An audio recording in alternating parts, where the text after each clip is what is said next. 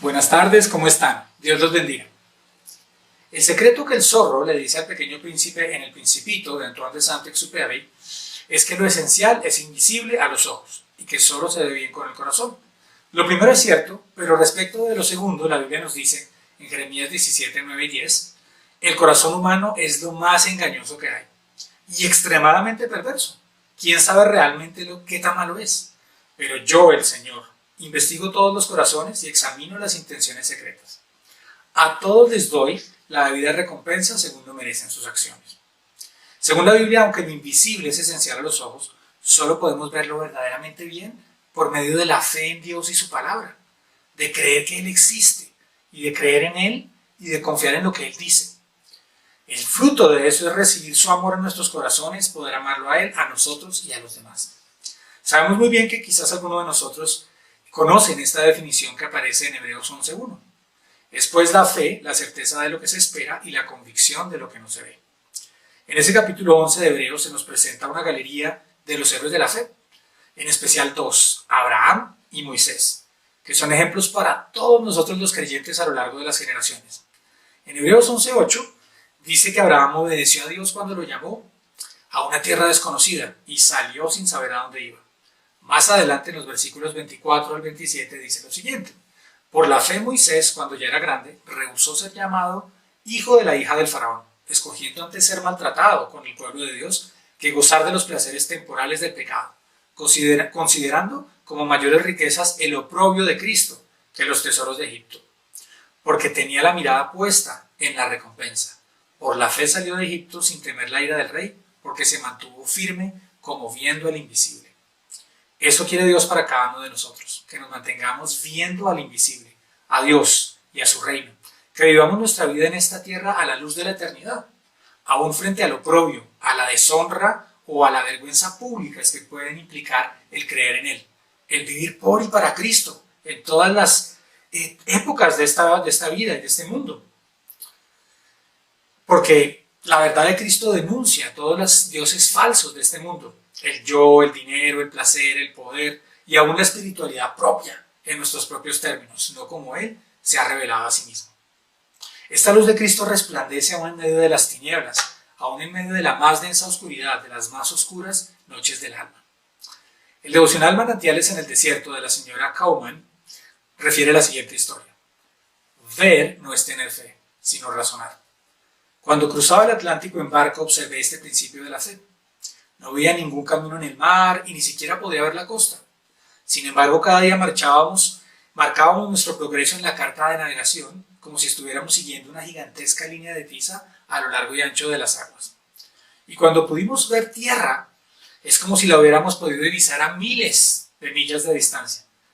¿Cómo habíamos podido seguir un curso tan seguro? Cada día nuestro capitán había tomado sus instrumentos, había visto hacia el cielo y había determinado nuestra posición por la posición del sol. Él navegaba usando la luz celestial, no las terrenales.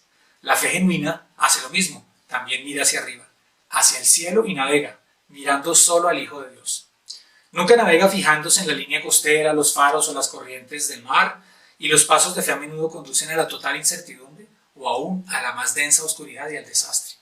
Pero el Señor siempre abrirá un camino y constantemente hará de las más espesas tinieblas de la medianoche una luz tan brillante como el nacer del día. Sigamos adelante aún sin saber ni conocer, pero confiando solo en Él. Tenemos que ver por la fe a nuestro Señor. Según Colosenses 1.5, Cristo es la imagen visible del Dios invisible. Él ya existía desde antes de que todas las cosas fueran creadas, y Él es supremo sobre toda la creación. Pero ¿cómo vemos a Jesús por la fe? En oración y en su palabra, sabiendo que Él nos espera más allá de la muerte, nos llama a seguirlo en amar primero a Dios y a nuestro prójimo como a nosotros mismos. ¿Cómo se ven las circunstancias por la fe? Tal como nos lo enseña el profeta en Habacuc 3:17 y 18. Aunque las higueras no florezcan y no haya uvas en las vides, aunque se pierda la cosecha de oliva y los campos queden vacíos y no den fruto, aunque los rebaños mueran en los campos y los establos estén vacíos, aún así me alegraré en el Señor, me gozaré en el Dios de mi salvación. Este profeta también se mantuvo, al igual que Abraham, que Moisés y que nuestro Señor Jesucristo, viendo al Padre Celestial, al cumplir su obra aquí en la tierra, como viendo al invisible. Cuando yo serví en el África con la agencia misionera Operación Movilización, estuvimos en un viaje de unos 3 meses que se llamaba el Africa Trek, el viaje africano. Estuvimos en varias naciones del sur del África, con unos 18 hombres y mujeres jóvenes de unas 10 naciones y unos 7 líderes también de distintas naciones. En uno de esos lugares en que estuvimos se llama Mpulungu. Es un pueblo de Zambia que queda a las orillas del lago Tanganika, uno de los grandes lagos africanos que bordea los países de Burundi, Tanzania, Zambia y la República Democrática del Congo. Ahí OM tiene una escuela para huérfanos y están haciendo discipulado en los botes de los pescadores. Cada uno de estos botes es una iglesia flotante, entonces estos hombres son literalmente pescadores de hombres. Íbamos a mandar 2 equipos de jóvenes a 2 pueblos cercanos y no sabíamos en cuanto a uno de los equipos si enviarlos a ese lugar o no. Entonces empezamos a orar. En esa oración yo tuve una visión. Yo vi unas nubes muy espesas, grises, oscuras, y como una luz que venía desde abajo, como un círculo de luz que venía desde abajo. Yo entendí que el Señor nos estaba diciendo, va a estar bien, yo voy a estar con ellos y ellos van a ser mi luz allá en ese lugar. Entonces los enviamos y fue pues un tiempo muy especial de ellos ayudar a estos pescadores a empezar a plantar esta iglesia en este pueblo de las riberas del lago Tanganika. El Señor los regresó a salvo y fue un gran testimonio.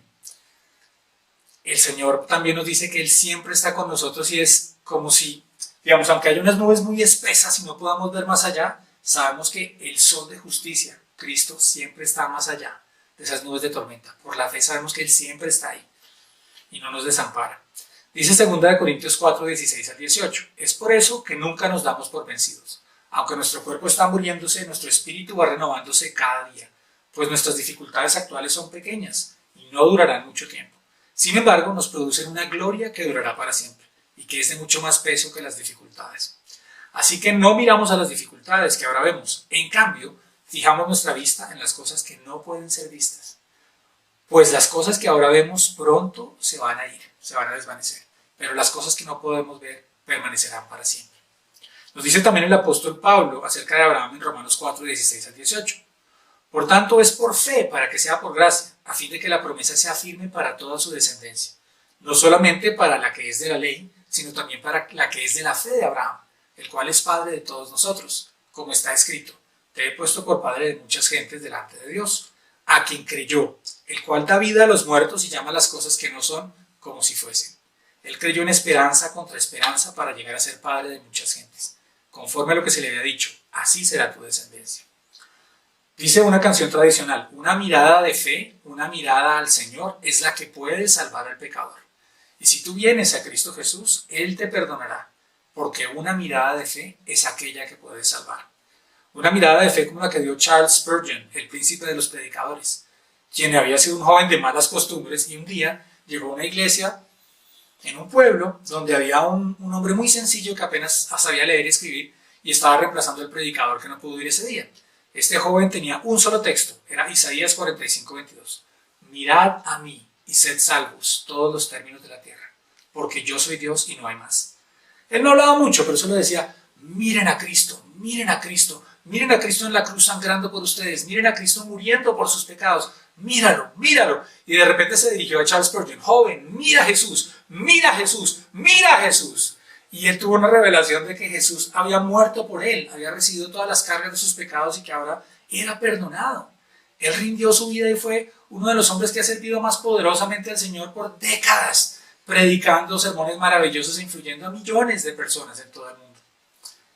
Que así podamos ver a Jesús, como también lo vio Pedro al caminar sobre las aguas, al seguir su llamado, sin mirar los vientos o las olas. Pedro se hundió cuando vio estas circunstancias, pero Jesús lo asió de la mano y lo levantó. Y luego regresaron juntos caminando hacia el bote.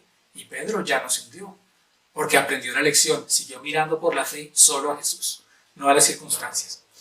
Dice Hebreos 12:2, puestos los ojos en Jesús, el autor y consumador de la fe, el cual por el gozo puesto delante de él, sufrió la cruz, menospreciando el oprobio, y se sentó a la diestra del trono de Dios.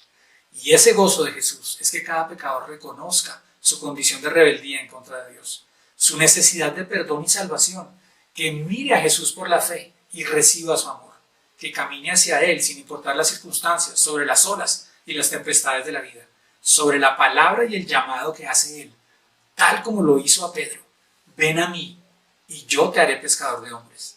El gozo del Señor son hombres y mujeres que se mantengan firmes en la convicción de amor, de su verdad y de su palabra, que caminen en este amor hacia Él y con otros a su lado, como viendo al invisible.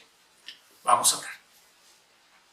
Señor, te doy gracias porque tú nos revelas en tu palabra que eres tú, el Dios invisible que no vemos físicamente, pero que se revela en toda la creación, se ha revelado en tu palabra escrita y plenamente en Jesucristo. Señor, que la gente que no te ha visto por la fe te pueda ver, Señor. Puedan reconocer su condición de pecadores, se arrepientan y se rindan a ti para que reciban tu amor, tu perdón y puedan caminar hacia ti sobre las aguas de las dificultades, de las tormentas. Aún nosotros que hemos rendido nuestra vida a ti, que caminemos sobre las dificultades mirándote por la fe solo a ti. Caminando hacia ti por tu amor, en tu amor y atrayendo a otros con nosotros hacia ti. Todos viendo hacia el invisible, que eres tú. En el nombre de Jesús. Amén. Dios los bendiga.